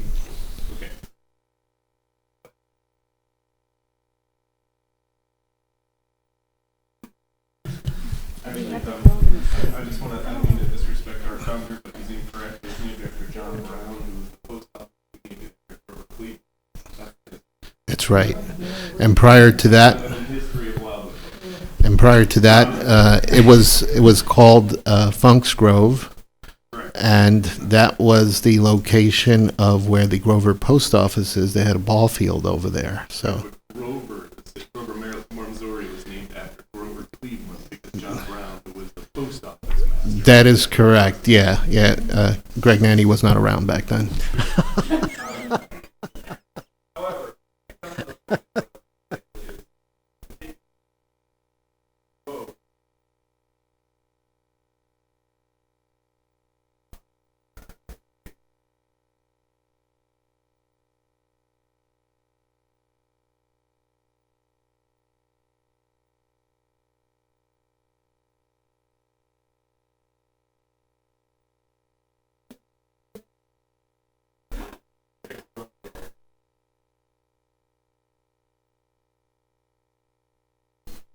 I haven't been raising my hand. I better raise my hand. Okay, here's the deal. There's one name on here. It's called Gator Grove Park. Now, Green Pines Elementary is the Gators, right? Alligators. And I've always thought that maybe the Pond Grover Loop Road should be renamed to Gator Road. And so that would be perfect. Gator Grove Park, that would go together. That'd be perfect. So that's just my thought, and that would be in respect to the school. Can I comment? I like that because people can relate to where the schools are for Green Pines. Like when you say Green Pines, I know exactly where it's at. So I like the correlation of the location. When I think of Grove, but it's not Grover. I like your idea too, Councilmember Remy. But I like the idea when you say you know where it's at. There's some correlation. So I'm in favor of that one. Bring out the Gators.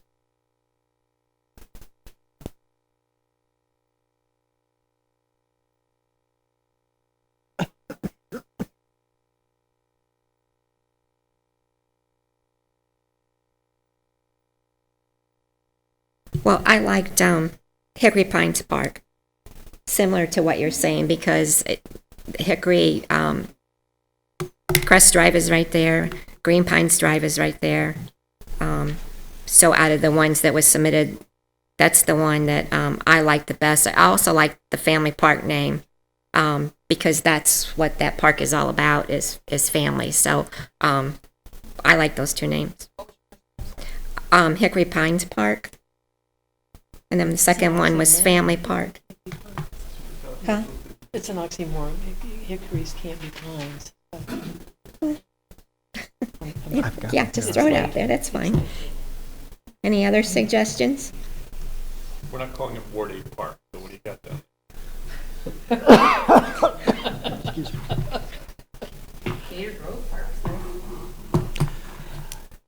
I've written down what's been said. We have 4 names on the table. Osage Grove Park, Gator Grove Park, Green Pines Park, Hickory Pines Park.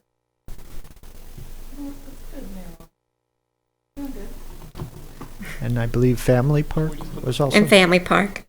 Oh, and Family Park, okay. I mean, the committee could choose to forward just a set of names to city council and let the debate carry forth there. Yeah, like narrow it down to 4. Okay. That'd be good. So our 4 are Osage Pines Park, That's Osage Grove Park. Osage Grove Park, That's the first one here. Make sure the acronym is okay. Gator Road Park, Gator Grove, Mm-hmm. Green Pines Park, GP. Family Park, And Hickory Pines Park. and Hickory Pines Park. So that's 5. So we'll bring those forward. Do I hear a motion to bring those forward to the Motion for those 4. 5. second? Right here. So we have a motion and a second to bring these 5 parks names forward to city council. Crystal, Okay, now we have to. all those in favor? Aye. Any opposed? Any abstain? Motion passes. We have something as part of that, we have something as part of that motion when it gets to council that we cannot discuss this more than 15 minutes. Yes. Seconded. Yeah, I was going to tell you, they're going to argue about this for an hour. Come on. Is it possible as part of our request to council that it be sent out before the council meeting and they pick their top 2 before they come to council? We could send an email tomorrow, basically saying this is going to be on a future council agenda. Pick your top 2. The committee has asked that you pick your top 2 and be prepared to speak to them only. Perfect. Can we put it on the ballot for the April election? The filing period has closed, sir. That's good. I think we should post it at the terminus of Pine Grover Loop Road and let residents make check marks. Well, we could actually put it on the website too if you wanted a little input in that way. Yeah. I would say, I think it would make sense to put it to the residents because this may be the most controversial decision that will ever be made. And, maybe by vote of the public would work best because there's going to be someone who doesn't agree with it, whether they look at it from a real estate perspective, if the road, sounds pleasant or if it sounds differently, if the park sounds it. So I don't know. It could be a big deal in Wildwood. Well, again, remember, all of the names came from the residents. Yeah. So we can narrow it down, but I think there'll always probably be someone that Sure. is not happy and someone who is happy. 2/3 public, 1/3 council. I think all parks should be named Katie, but yeah. So do we have a consensus that it should go back on, the 5 choices should go back on the website for additional input? Is that what I hear on the floor?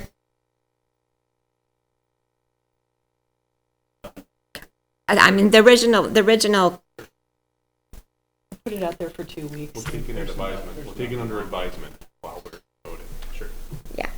So, So we'll place the 5 selected names on the website, request input on the favorite or the top 2. Top 2. top 2. Top 2. I'll also send the email to City Council requesting the same.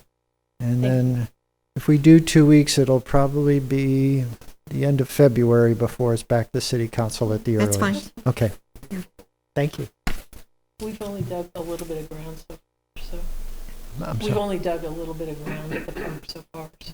Yeah. We'll have time. Yeah, as soon as the weather breaks, they're going to Yes. start construction. Yes, the main construction is ready to go. Okay, where else do we have to go? Our next item of business is renaming of Pond Grover Loop Road, wards 1 and 5.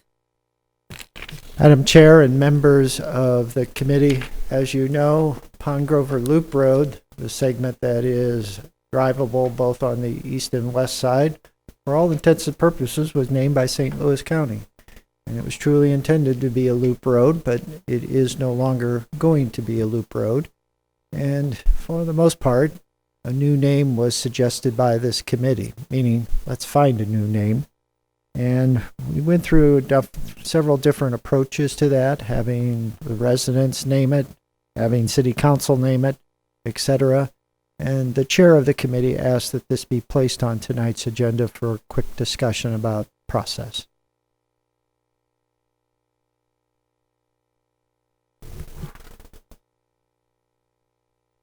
Don? I got a question. I was reading through your work here. Do you want suggestions from us as to how to go about getting the name, or do you want name suggestions from us? I think in terms of naming the road, I think we want the process, unless there is one that all of you agree upon, and certainly would move it along. Ken? Can we just drop the word loop? Pond Grover Road? Got history to it. Pond section, Grover section, there's no loop. Yeah. Don? I have no problem with that, yeah. It's Pond What Grover was your Road. comment? I'm fine with just taking the drop it. I'd like to amend it for Greg Nanny Drive.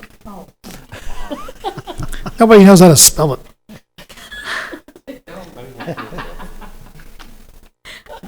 The comments that we had before was to try to tie it into the two parks at both ends. And the problem we Pond faced... Grover Parkway. Can we use Um, Parkway? No. Okay. Parkway. Okay.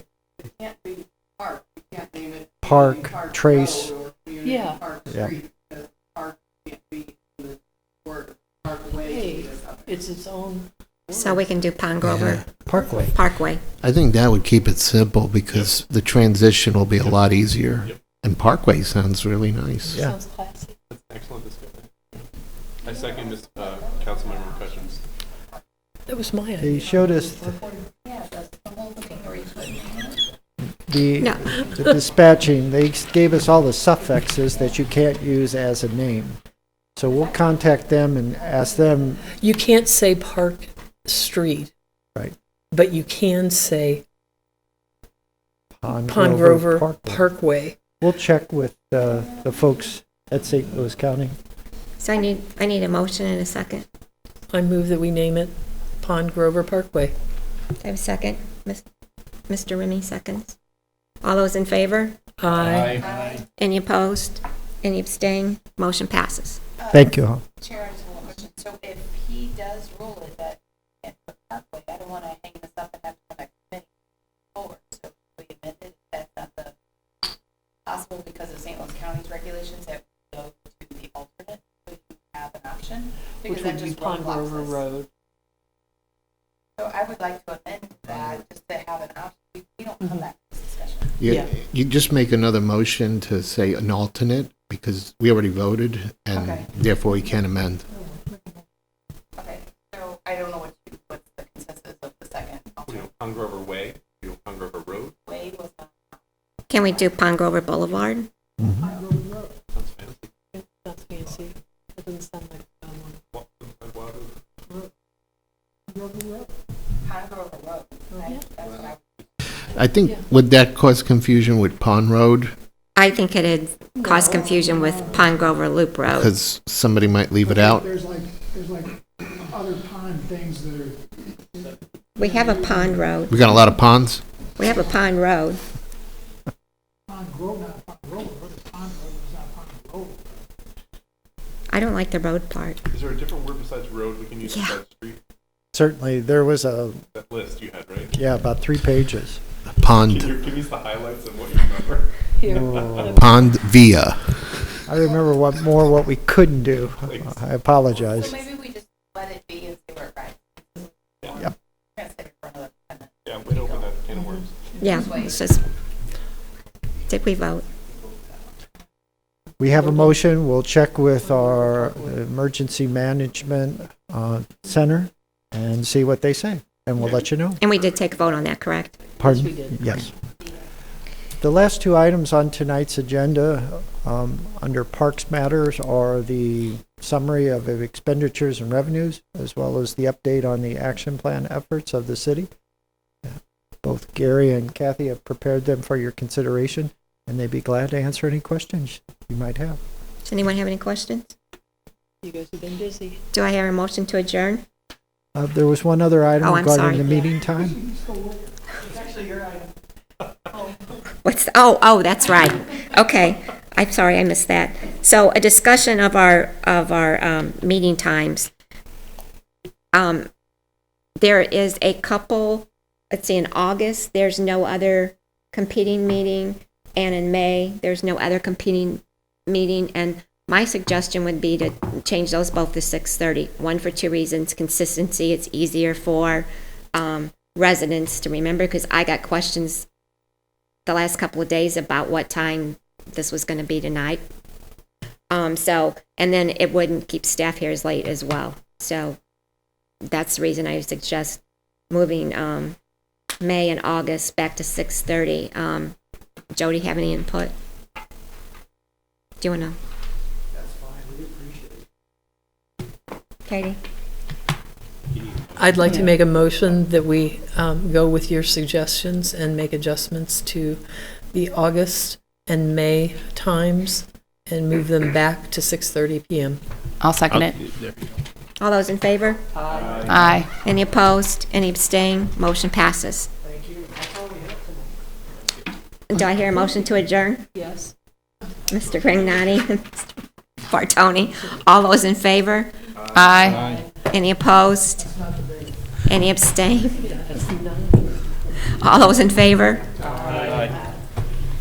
Motion Thank you. passes. We appreciate your attendance tonight. We couldn't do it without you. Well, I thank the crew for having